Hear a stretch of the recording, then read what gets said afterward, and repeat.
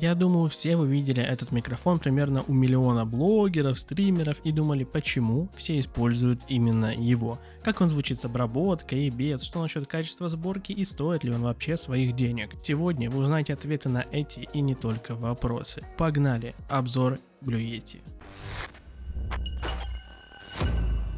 Новый год уже буквально тут, и я решил сделать вам неплохой подгон. Каждый мой обзор на микро — это также конкурс. Для участия в конкурсе сделайте 4 простые вещи и все. Первое. Нажмите лайк на видео. Второе. Подпишитесь на этот канал. Третье. Оставьте комментарий, в котором напишите, зачем вам нужен данный микрофон. Четвертое. Нажмите поделиться и сделайте репост либо во ВКонтакте, либо скопируйте ссылку и отправьте ее другу. Ну и все. После этого ждите результатов 16 января 2022 года в прямом эфире вечером на моем YouTube канале. Начнем с распаковки, сказал бы я, но я не думаю, что об этом стоит говорить. Разве что коробка забавная и Yeti очень милая. В коробке буквально немного макулатуры, микрофон, который идет сразу же на подставочке, и кабель подключения USB Type-A. Все. Но по сути ничего больше и не нужно, ведь как по мне микрофоны формата USB покупают люди, которые ищут простоту настройки и подключения, дабы не запариваться с микшерными пультами, аудиокартами, тонны драйверов и изучением, что такое вообще XLR. Blue Yeti же можно сразу воткнуть в ПК и все, пользуйся. Корпус и подставка сделаны из металла, что сразу же можно понять по весу. Подставка весит 1 кг, а сам микрофон 550 грамм.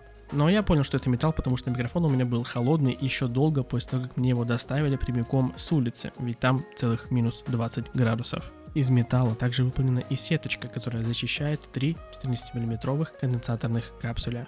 Кнопки регулировки всего и вся на корпусе выполнены из пластика. Это не бросается в глаза, да и в целом дешевизны здесь нет. Ощущается как что-то качественное, и это правильно, потому что микрофон, не самый дешевый. Ну и в общем, как я и сказал, все, что нужно, это подключить микрофон к ПК, и все, к работе он готов. И использовать его можно как на стандартной стойке, так и на пантографе, что я категорически рекомендую. Пантографом удобнее управлять, и микрофон у вас не находится перед лицом, не занимая часть стола. Да и в целом вещь толковая, особенно если у вас будет шок-маунт, то есть паук, который позволит глушить вибрации и удары по столу. Стандартная стойка хоть и качественная, но если сильно прикрутить ее к микрофону, то от ударов по столу вибрации и удары будут слышны, так что имейте это в виду.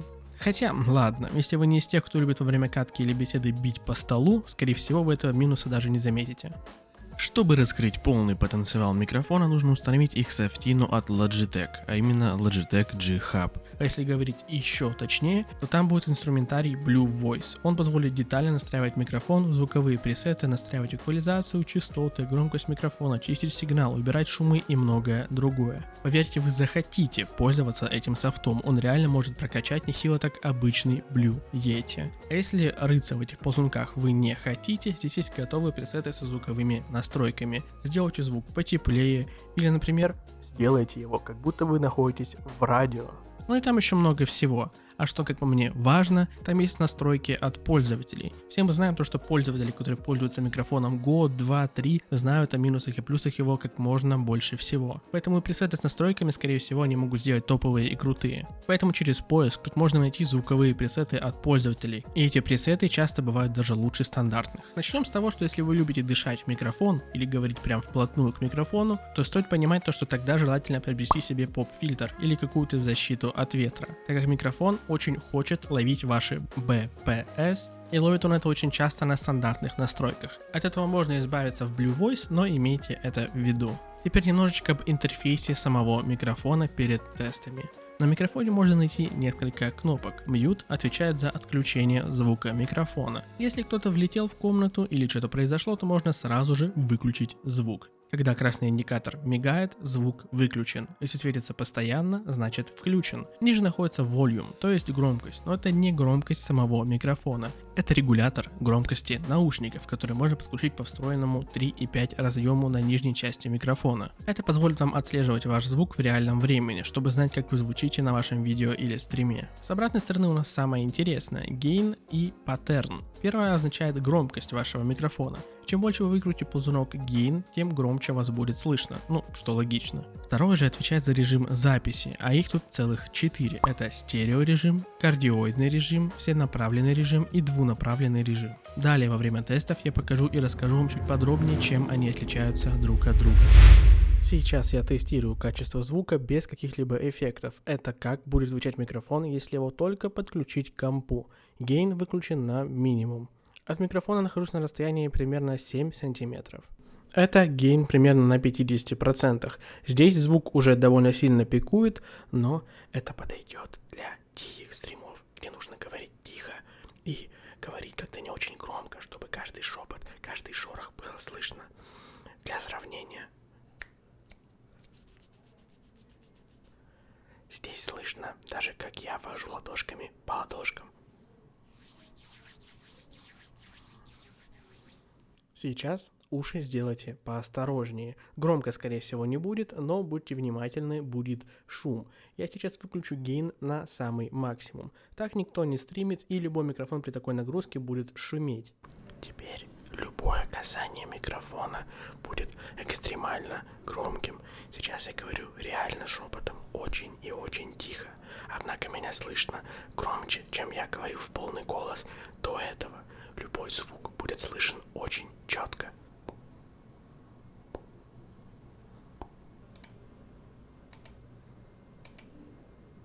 Все это время я записывал в режиме кардиоидном, то есть он старался ловить шумы и мой голос только с передней части микрофона. Сейчас я включил режим bidirectional, то есть это значит, что звук идет спереди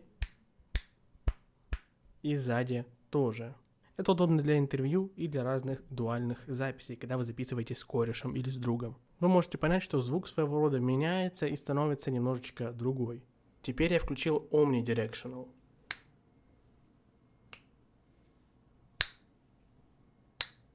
Мой разговор теперь слышно с любой стороны. Где бы я ни говорил и как бы я ни говорил, он будет стараться слышать все, что происходит в комнате и все, что я говорю. Но следующий режим нет смысла, думаю, показывать. Стерео — это слева, справа и спереди. А теперь вспомним немножко технологию Blue. Прямо сейчас я нажму активировать Blue Voice, и у меня сразу же изменится звук. Сразу же включится Blue Voice. В общем, станцию вещания 1, это личный пресет, который мне нравится больше всего. И вот так вот я звучу с станция вещания 1. Здесь есть также эффект типа радио и многое другое. Также понятное дело, что многие любят всякие эффекты. Зайдя в эффекты, можно стать какой-нибудь мечтой или стать голосом демона и звучать ужасно, невероятно, непонятно. Либо в мёртве. Всем довольно-таки знакомый. Ну и также тут есть NVIDIA Broadcast. Я об этом рассказывал в отдельном видео, но здесь этот функционал тоже есть. Нужно это всего лишь дело докачать, активировать, после чего в настройках вы сможете сделать так, чтобы шумов у вас практически не было. Статичный шум, любой шум пылесоса, какой-то работы, улицы и так далее будут вырезаться. Работает отлично, работает неплохо, всем категорически советую. Лучше ли это в мире микрофон? Нет, да и лучшего не существует. Этот микро просто отличный вариант. Кому-то нравится один звук, кому-то другой, кто-то любит рыться в микшерных пультах, а кому-то хочется просто включить USB и все.